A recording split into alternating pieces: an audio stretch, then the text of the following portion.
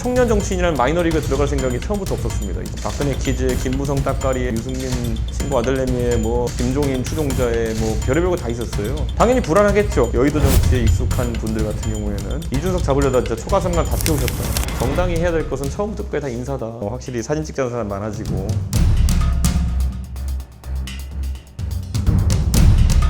초대해주셔서 감사합니다.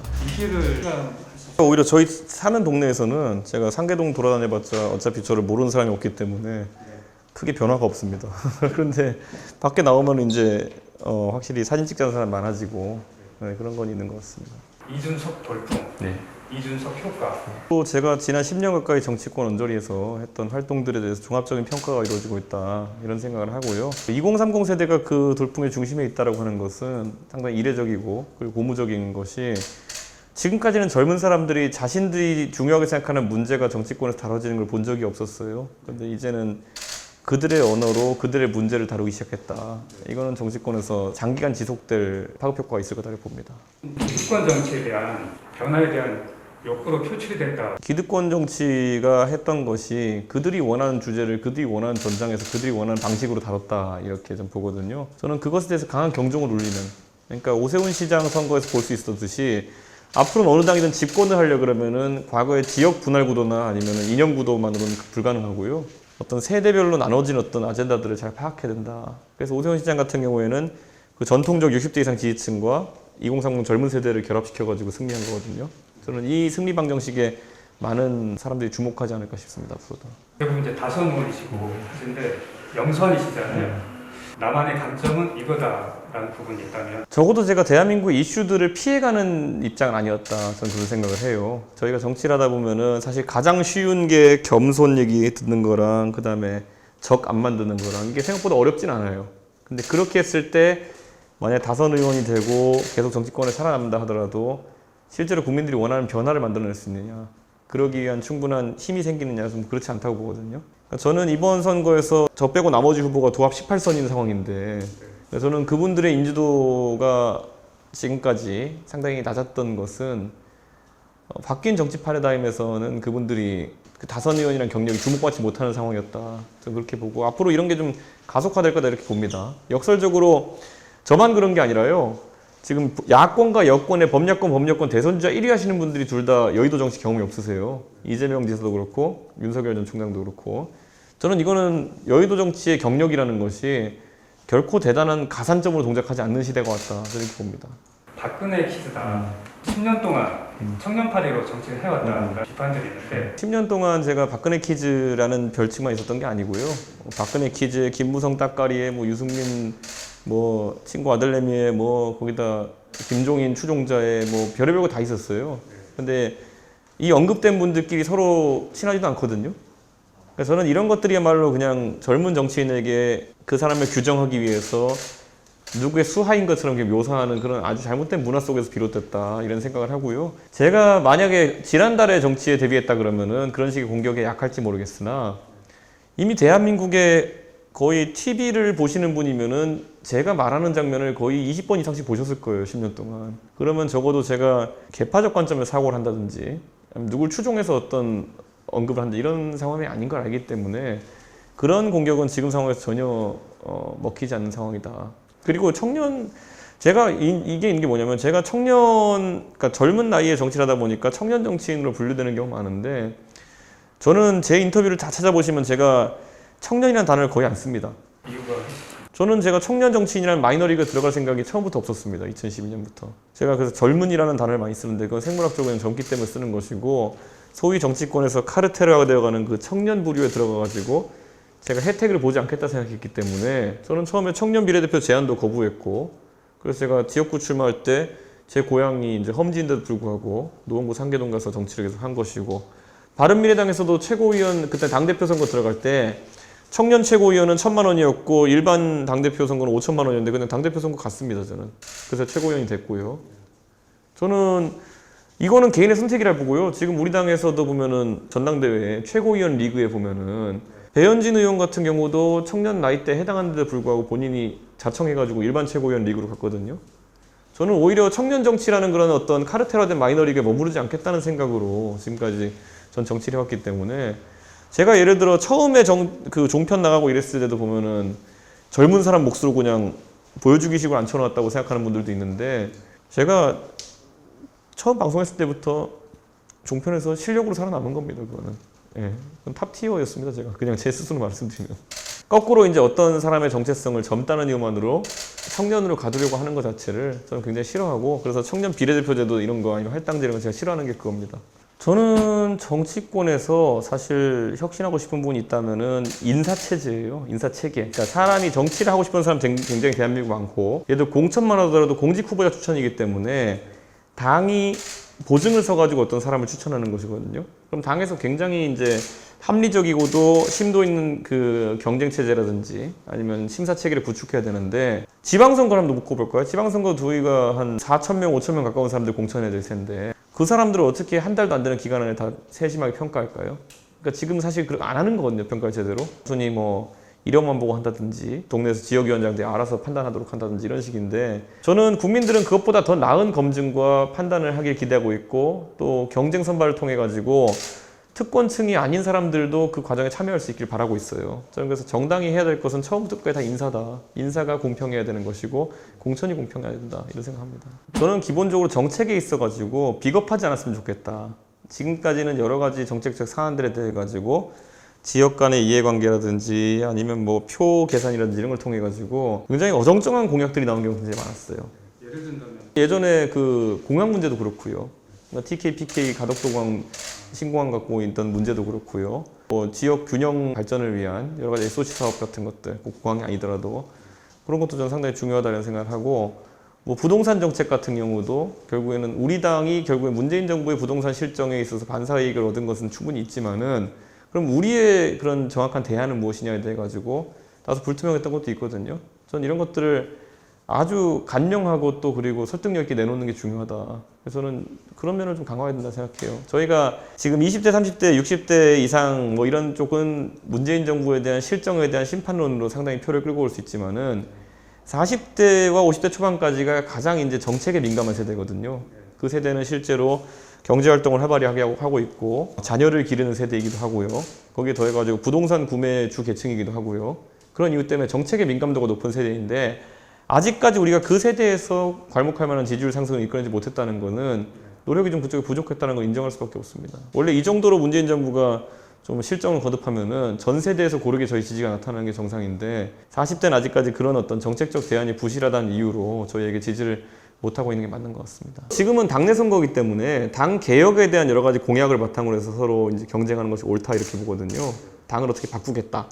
근데 지금까지 이제 제가 선거 이제 막바지에 다다라서도 솔직히 다른 후보들의 정당 개혁 공약이 무엇인지를 정확하게 파악하기 어려워요. 제가 그 내신 자료 같은 것도 보고 선관위에 등록한 어떤 공약들도 살펴보고 했는데, 저 같은 경우에는 뭐 예를 들어 공직보다 자격시험제도 도입하겠다, 당직을 토론 배틀 같은 걸 공개 선발하겠다는 이야기도 했고, 대선 주자들에 대해서는 2대2 팀 토론 배틀을 시험해 보겠다 뭐 이런 것도 했고, 그러니까 여러 가지 대안들을 내는데 거기에 대해서 딱히 상대 후보들은 관심이 없는 것 같고, 거기 더해가지고 자신들의 공약이 뭔지를 좀 명쾌하게 말씀 못 하시고 계세요. 그게 안타깝습니다.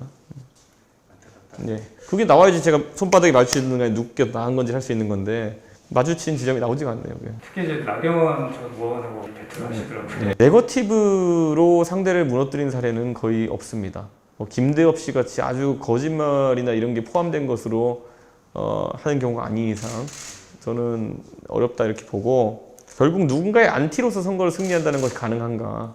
저는 과거에 문재인 대통령께서 박근혜 대통령과 붙었을 때도 그 당시 문재인 대통령이 실패했던 주 원인 중에 하나는 뭐냐면 왜 박근혜가 안 되느냐에 대한 부분만 얘기했기 때문이거든요. 저는 마찬가지로 이 네거티브만으로 선거를 승리할 수 없다는 것을 좀 다들 깨달으셔야 될 것 같다 이런 생각입니다. 윤석열 전 검찰총장 아니겠습니까? 저는 안철수 대표의 어쨌든 지난 서울시장 선거에서 입장, 그러니까 2번으로 나가면 후보가 확장성이 떨어지고 4번으로 나가면 확장성이 좋기 때문에 단일화해서 4번 후보로 나가야 된다 라는 그 주장이 처음에는 좀 타당성 있는 것처럼 비춰져가지고 사람들이 지지를 받았지만은, 선거 결과를 놓고 보면은 우리가 오세훈이라는 좋은 후보를 공천했을 때 2번이라는 이유로 표의 확장성이 떨어지는 것은 전혀 저희가 발견하지 못했거든요. 그렇기 때문에 안철수 대표의 그런 추측은 좀 기우에 가까웠던 것이다 이렇게 판단하고, 윤석열 총장에게 똑같이 적용되는 그런 사안일 겁니다. 본인이 굳이 제3지대라는 것을 추구할 이유가 있겠느냐. 그렇기 때문에 결국엔 저희 당에 빨리 입당해서 정치적 활동을 하는 것이 더 좋다 이렇게 보고 최근에 뭐 누군가의 전언을 통해 가지고 뭐 10원 발언이라든지 아니면 이런 것들이 오히려 윤 총장 입장에서는 어쨌든 당과 조직에 도움을 받지 못하는 상황 속에서 그런 어떤 네거티브 공세라는 것을 대응하는 것이 쉽지 않음을 그냥 노출하는 그런 어떤 사례다 이렇게 보거든요. 그래서 저는 뭐 윤석열 전 총장이 굳이 뭐 안철수 대표와 같은 시도를 할 필요가 있겠느냐. 저는 바로 입당해서 선거를 준비해도 괜찮다 이렇게 봅니다. 너무 간포기를 하는 거 아니냐라는. 저는 최근에 윤석열 총장의 행보라는 것을 본인이 직접 말을 하지 않기 때문에 저희 당 의원이라든지 뭐 다른 교수님이라든지 이런 분들의 전언을 통해서 저희가 접하잖아요. 그러니까 저는 그런 걸 속단하기는 어렵다 이렇게 보고 오히려 지금 단계는 측근들이 좀 앞서 나가는 그런 단계 속에서 좀 여러 앞뒤 안 맞는 말들이 나오는 거 아니냐 그 정도의 상황으로 이해하고 있습니다. 신진 대선 후보 그리고 프랑스에서는 신진 대통령 후보가 대선 이겨버리고 당까지 만들었거든요. 여의도 문법에서 좀 벗어나 있는 사람들이 정치를 주도한다고 해가지고 그게 꼭 틀린 방향이다라고 단언하기도 어렵다 이렇게 보고요. 당연히 불안하겠죠. 여의도 정치에 익숙한 분들 같은 경우에는. 근데 저는 시대적 조류를 따라 움직여야 된다. 좀 그런 생각합니다. 제가 이번에 조직 선거나 이런 거 하나도 치르지 않았는데도 그냥 이렇게 언론과 인터뷰를 하고 제 메시지를 전달하는 것만으로 만약에 그 대중의 어떤 지지를 받을 수 있다고 한다면 대선도 비슷한 판일 겁니다. 대선도 결국 그 사람의 메시지나 이런 것에 많은 사람들이 주목할 것이고 저는 콘텐츠가 있는 사람이라면은 과거의 지휘 경험이라든지 이런 정당 경험이 불안감의 요소가 될 수 없다 이렇게 생각합니다. 경륜과 나이가 좀 경륜과 경험이 필요해서 정치가 많이 잘 되는 거면요. 지난번에 이제 저희 항상 다선 의원들이 이끌어가지고 이제 치렀던 선거들에서 왜 안 좋은 결과가 나왔을까 그런 것도 한번 되짚어봐야 된다 이렇게 생각하고요. 여의도 정치의 문법이라는 것을 벗어나는 게 중요하다. 저는 그런 생각을 합니다. 이슈 같은 것들도 지금까지 여의도 문법에서 다루지 않았던 것들도 다뤄야 되는 것이고요. 저는 다루는 방식도 거기에 맞춰서 변화해야 되는 것이고요. 그 변화가 사실 대중이 원하는 방향이고 저는 예를 들어 SNS 같은 것도 활용도 무슨 공지사항 쓰는 것처럼 활용하는 사람들에 비해 가지고 저나 좀 젊은 정치인들이 이용하는 방식은 다르거든요. 저는 그런 것들을 이제 내재화할 시기이지 과거의 경험을 바탕으로 해가지고 지금 새로운 시도들을 좀 평가절하할 필요는 없다 이렇게 봅니다. 소란 거 아니냐. 제가 오히려 그게 이제 되게 안타까운 부분인 게 이번에 물론 선거 때문에 다급한 측면이 있었겠지만은 나경원 대표께서 원래 그런 분이 아닌데 계속 사람 이름을 자꾸 등장시키시면서 지금 대중적으로 나경원 대표는 유승민계라는 표현을 계속 쓰면서 유승민 전 의원에 대한 일부 강경보수의 적대심 또는 적개심을 이용해가지고 이제 선거를 치르려고 했기 때문에 사실 그분들의 관점에서 이야기하는 것이고 강경보수 입장에서 윤석열이라는 그 이름에 대해 가지고 굉장한 선호를 보였어요. 그 사람 없이는 버스 출발하면 안 된다.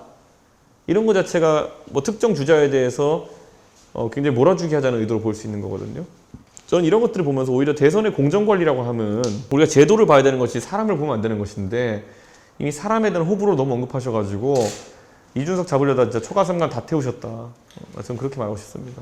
국민들과 당원들에게 이번에 전당대회 참 많은 국민들의 관심 그리고 우리 당원들께서 참여 해외 언론들까지 관심을 가진 정도로 큰 파란으로 이제 기억될 것입니다. 그런데 이것이 단순히 돌풍에 그치지 않고 결과로 이제 매듭이 지어져야 저는 이것이 영구적으로 고착화될 수 있는 그런 변화일 것이다 이렇게 봅니다. 아직까지 혹시 투표 안 하시고 ARS 응답 안 하신 분 있으면은 꼭 참여해 주시길 부탁드리겠습니다. 민주당 부동산 네. 저는 저희가 당연히 그걸 뭐 그 수준 또는 그 이상으로 그 엄하게 부동산 문제를 다뤄야 된다 이렇게 보는 것이고요. 수도권에 저희 당 의석이 굉장히 적습니다. 그렇기 때문에 부동산 문제로 크게 이제 문제가 됐던 수도권 지역에 저희 당 의원들이 뭐 문제가 있는 경우는 드물 것이다 이렇게 보고요. 이런 건 있습니다. 결국 부동산에 대해 가지고 그들이 아무리 지금 일벌백계 하는 모습을 보이려고 한다 하더라도 스스로의 언행과 이제 불일치된 지점들이 많거든요. 예를 들어 가장 먼저 이제 민주당에서 부동산 대책을 세우면서 죄악시하려고 했던 사람들, 예를 들어 1가구 2주택이라든지 이런 사람들에 대해서는 굉장히 세금이라는 걸 가혹하게 돼 있거든요. 민주당에서 이제 속된 말로 걸린 12명 같은 경우에는 사실 탈당 조치라 그러면은 사실 그분들 입장에 불명예일 수는 있겠지만 국민들 입장에 봤을 때는 그다지 뭐 그렇게 엄한 처벌은 아니다 이렇게 볼 수도 있어요. 그래서는 그 눈높이를 맞추기 위한 저희 당과 민주당의 경쟁이 있을 거다 이렇게 봅니다. 2030 세대 저는 정책에 관한 부분은 대선 주자가 상당히 밀도 있게 고민해야 될 거라 보고요. 다만 문화의 변화, 정치 참여 문화의 변화에 대해 가지고는 2030은 이미 지난 서울시장 선거부터 우리가 투표하니까 우리가 미는 사람이 되네. 그리고 그 다음부터는 우리가 투표해서 이겨놓으니까 우리 아젠다를 정치권에 다루기 시작하네. 그리고 우리가 지지를 하니까 전당대회에서 영선의 이준석이 1위로 치고 올라가네. 이 어쨌든 즐거운 경험들을 반복해서 지난 한 2달 사이 했던 사람들이기 때문에 저는 2030은 앞으로 정치 참여 문화를 확대시키는 것 자체에 굉장히 의미를 두고 움직일 것이다. 이렇게 보고 그들이 원하는 것을 꼭 특정해가지고 정책화하는 것에만 집착하면은 그건 다소 이제 지금 젊은 세대가 바라는 방향과 완벽히 맞아떨어지지 않을 거라 저는 봅니다. 그래서 오히려 정치 참여를 늘리고 이준석이 하나 밀어올려가지고 만약에 이런 분위기 만들었다 그러면은 자연스럽게 여러 명의 이준석에 상응하는 사람 만들고자 하는 시도가 있을 것이고요. 그것을 좀 더 끌어올리는 것이 아마 정치권의 역할일 거라고 봅니다. 네, 감사합니다.